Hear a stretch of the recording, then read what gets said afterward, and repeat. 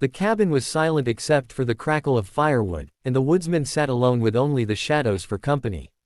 For years, solitude had been his closest friend, filling the empty spaces left by a life that had not turned out the way he once imagined.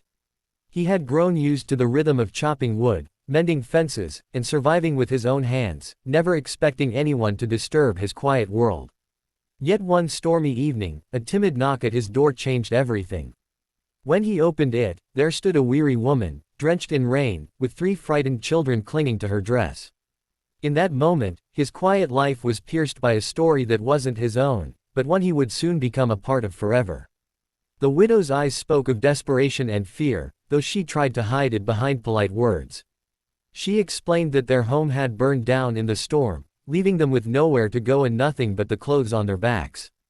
The children shivered, too tired to cry anymore, their eyes searching for safety in the stranger's face. The woodsman felt a tug in his chest he hadn't felt in years, something stirring that reminded him of the man he once was before loneliness hardened his heart. He invited them inside, offering warm blankets and bread from his small pantry. Though his cabin was modest, it became a sanctuary that night, and the widow whispered a trembling thank you, unaware her gratitude would root itself deeply in his life. The following days brought change the woodsman could never have predicted. His cabin, once echoing with silence, now hummed with laughter, chatter, and the sound of small feet running across the wooden floor. At first, he struggled with the disruption to his routine, unsure how to handle children who asked endless questions and a woman whose presence softened the hard edges of his solitude. Yet as he watched them, he felt something long buried awaken inside him. The children treated him not as a stranger but as a protector, someone they quickly began to trust. And the widow, though weary from her burdens, carried a strength and grace that filled the cabin with warmth he hadn't known he needed. Despite the new joy in his life, challenges quickly arose. Providing for 4 extra mouths was no easy task, and the woodsman found himself chopping more wood, hunting longer, and working harder than ever. His hands grew raw, and exhaustion pressed heavily on his shoulders, yet he did not complain. The widow tried to help, gathering herbs, mending clothes, and teaching the children to contribute in small ways. But guilt sometimes clouded her eyes as though she felt she was asking too much of him. One evening, she quietly offered to leave once the storm season had passed, but the words stung the woodsman more than he expected. The thought of returning to silence was unbearable, and he told her firmly that they belonged here now. The eldest child, a boy on the brink of becoming a man, began shadowing the woodsman in his daily tasks. At first, he slowed the work with clumsy attempts, but the woodsman's patience never wavered. Slowly, the boy learned to swing an axe, set traps, and even carry heavy logs with a sense of pride. The younger 2 children followed their brother's example, eager to learn, filling the woodsman's days with laughter and small victories. It was not just about survival anymore, it was about teaching them resilience, skills that would protect them in the future. In their eager eyes, he saw reflections of the children he never had, and in their trust, he found a purpose he thought had been lost forever.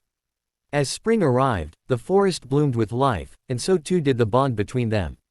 The widow began planting a small garden near the cabin, her hands working the soil with care, teaching the children about patience and growth. The woodsman often caught himself watching her, noticing the way the sunlight caught her hair or how her laughter softened the rough days. She carried sorrow in her heart, the memory of her late husband lingering in her eyes, but she never let grief define her. Instead, she poured herself into building a new life for her children, and unknowingly, for the woodsman as well. Her strength humbled him, and he began to wonder if perhaps he had been given a second chance at something he once thought lost. Still, not everything was easy. There were nights when the widow wept quietly, thinking no one noticed, mourning the man she had loved and the life that had been taken from her. The woodsman never spoke of it but left small gestures of comfort, a blanket tucked around her shoulders, an extra log placed on the fire, or a cup of tea set gently by her hand. His silence said what words could not, that she was not alone. Over time, her tears grew less frequent, replaced by smiles that reached her eyes again. In those moments, the woodsman realized that healing was not a single act but a journey, and he was walking it beside her without even realizing. One summer afternoon, danger came unexpectedly when the youngest child wandered too far into the forest and was lost. Panic swept through the cabin as the widow's cries pierced the air, and the woodsman rushed into the woods without hesitation. Hours passed as they searched, calling the child's name until their voices grew hoarse. Finally, the woodsman found her curled up beneath a tree, frightened but unharmed. He lifted her into his arms, his chest tight with relief, and carried her home as she clung to his neck. That night, as the family huddled together in gratitude, the widow grasped his hand, her eyes shimmering with tears, and whispered that she didn't know how she could ever repay him. But he only shook his head, because to him, they were already his to protect. Seasons changed, and with them, so did the cabin. Once a place of solitude, it now pulsed with life, love, and purpose. The children grew stronger and more confident, helping with chores and learning the rhythms of the forest. The widow's garden flourished, providing food that lightened the woodsman's burdens. Together, they created something neither had imagined, a home built not by blood but by choice, stitched together with love, sacrifice, and shared resilience. And though the woodsman never sought to replace the children's father, they began to look at him with the quiet reverence of one who had stepped into that role without asking.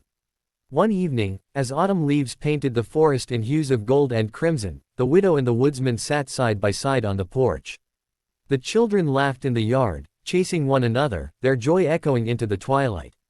The widow turned to the woodsman, her expression soft and vulnerable, and told him he had given them more than shelter, he had given them a new life. For a moment, he was overwhelmed, unable to find words, his heart heavy with emotion.